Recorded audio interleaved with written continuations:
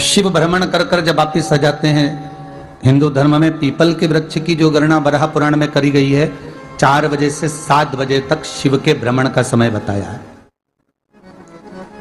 शाम को।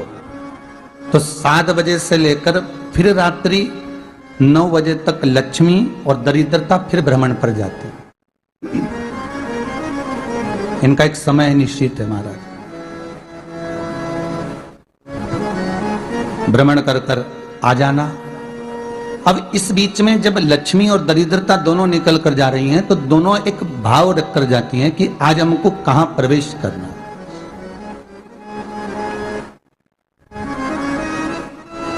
आज हमें किस जगह पर प्रवेश करना है, आज हमें कहां पहुंचना है, आज हमें किस जगह जाना है। और जिस नगर में जिस मार्ग से लक्ष्मी और दरिद्रता निकल कर जाती है, ये दोनों का जब निकलना होता है, इनको स्थान दिया गया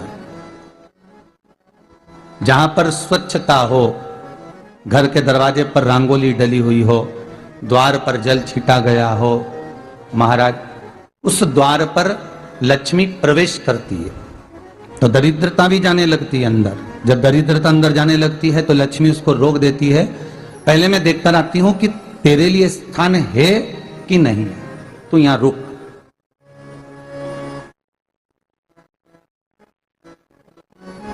कुछ देर तक दरिद्रता बाहर खड़ी रहती है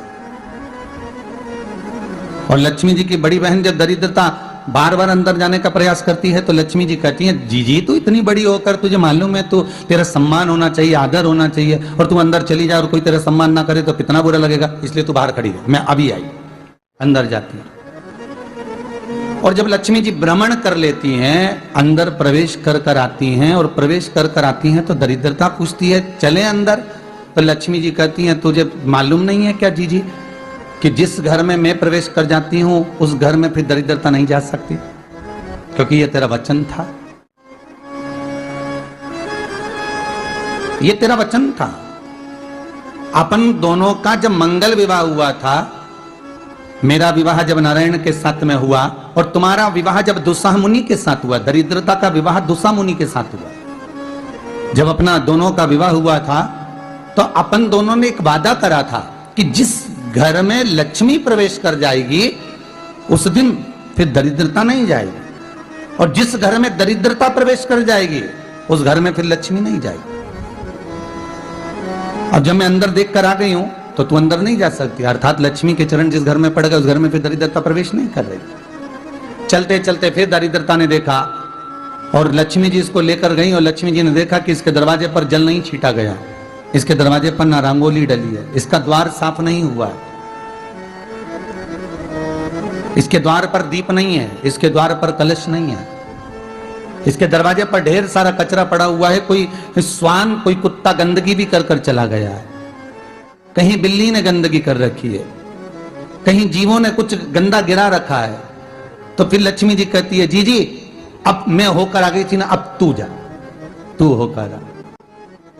और दरिद्रता प्रवेश करती है तो अंदर जाकर क्या देखती है दरिद्रता कि इतनी सवेरे से मैं घूमने इनके दरवाजे पर आई और ये तो सब चादर तान के चकाचक गुर्राटा भर भर कर सो रहे हैं। तो दरिद्रता कह देती है, तुम्हारा भाग्य ही बेकार है, तुम्हें क्या करूं, तुम ऐसे ही सोते रहो। और दरिद्रता गुस्से में बाहर निकल कर आती है, लक्ष्मी से कहती, लक्ष्मी तू इसके घर में जाना ही मत। तो दरिद्रता को कहती है, जी तेरी बात नहीं मानूंगी क्या मैं? लक्ष्मी जी बोली, मैं तेरी बात नहीं मानूंगी, बिल्कुल नहीं जाऊंगी इसके घर में, तू चिंता मत कर, चल आगे चल। फिर आगे बढ़े। ये लक्ष्मी और दरिद्रता का प्रवेश। आपके घर का द्वार, आपके घर का दरवाजा। फिर निवेदन करूंगा एक बहुत सुंदर बात, हमें महाराष्ट्र से सीखना चाहिए, हमें साउथ से सीखना चाहिए, दक्षिण से। जिस समय पर भक्ति देवी यमुना जी के घाट पर रो रही थी, अपने पुत्र ज्ञान और वैराग्य को गोदी में लेकर, समय देवऋषि नारद ने प्रश्न किया था कि तुम कहां पर पोषित हुई हो, तुम्हें ऊर्जा कहां से प्राप्त हुई? तो कहा, मैं गुजरात से तो चली हूं और वहां से चलती चलती भक्ति देवी कहती है, मैं बहुत दुखी होकर, बूढ़ी होकर, द्रवित होकर, बड़ी दुख में वहां से चलते चलते जब मैं महाराष्ट्र में पहुंची तो मैंने वहां जाकर देखा कि वहां पर लोग हर पल हर घड़ी ब्रह्म मुहूर्त में उठकर स्मरण करते हैं, नाम जाप करते हैं और दरवाजे पर जल छीट कर रंगोली डालते हैं। तो कह रही है कि वहां पर मैं थोड़ी अवस्थावान होने लगी, वहां मुझे अच्छा लगने लगा। फिर जब मैं और आगे पढ़ी, दक्षिण में जब पहुंची, वहां पर जाकर मैंने देखा कि सुबह से उठकर मंगलाचरण, मंगला स्तोत्र और वेदों की ध्वनि होने लगी। वहां पर मैं और आनंदित हो गई। हमें कुछ चीजें महाराष्ट्र से सीखना चाहिए कि वहां रहने वाले जो भगत हैं, वारकरी संप्रदाय के जो भक्त होते हैं, वैष्णव जो धर्म के भक्त होते हैं, उनका नियम है सवेरे के समय घर में पानी है कि नहीं है, पर जब भी वो घर का दरवाजे के बाहर थोड़ा ना थोड़ा पानी तो छींट ही देते हैं।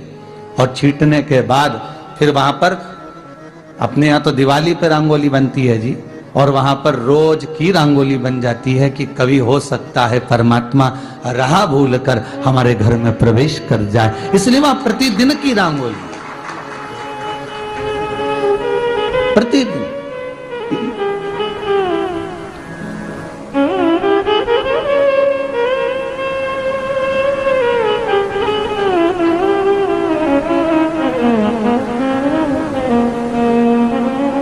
हमें सीखना चाहिए थोड़ा सा।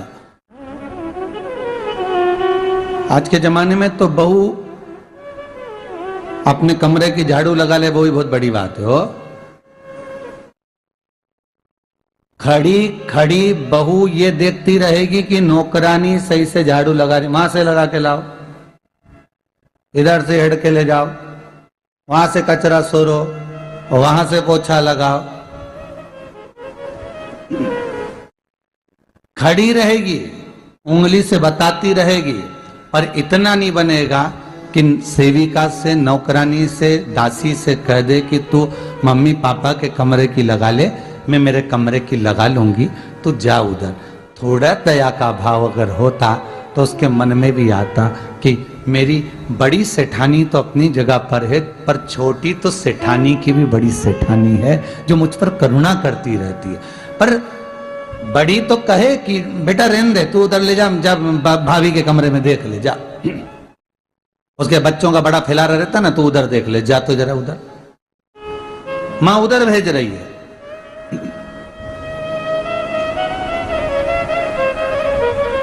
थोड़ा सेवा का भाव हमारे भीतर हो।